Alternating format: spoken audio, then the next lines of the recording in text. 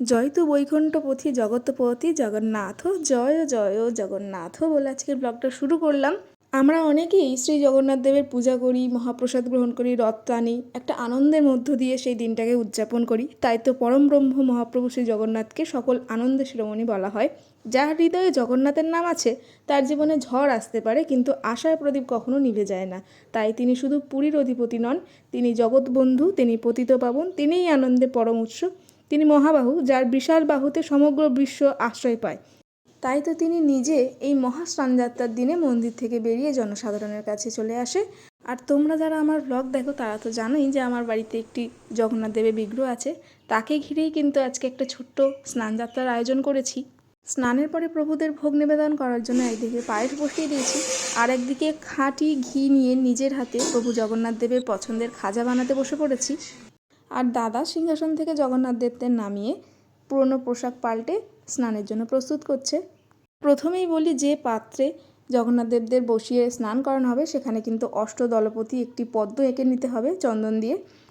তার মধ্যে একটি তুলসী পত্র দিয়েই তারপর জগন্নাথ দেবদের বসিয়ে সেখানে স্নান করানো হবে। মহাস্নানের জন্য কিন্তু আমি এখানে 8 রকমের উপকরণ ব্যবহার করেছি।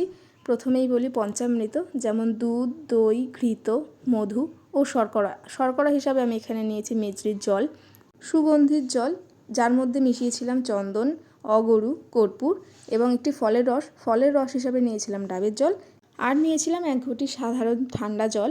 সবগুলোতে তুলসী পত্র দিয়ে একে একে বলরাম দেব, সুভদ্রা রানী এবং জগন্নাথ দেবদের অভিষেক করিয়ে নিয়েছি।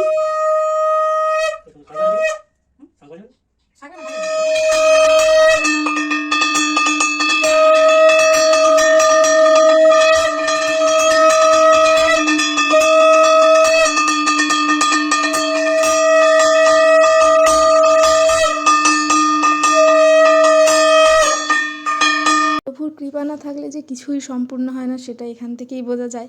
ঠিক সময় মতো আমার বাবা মা আশেপাশে যারা ছিলেন তারা স্নান টান করে চলে এসেছিলো জগন্নাথ দেবকে স্নান করাতে।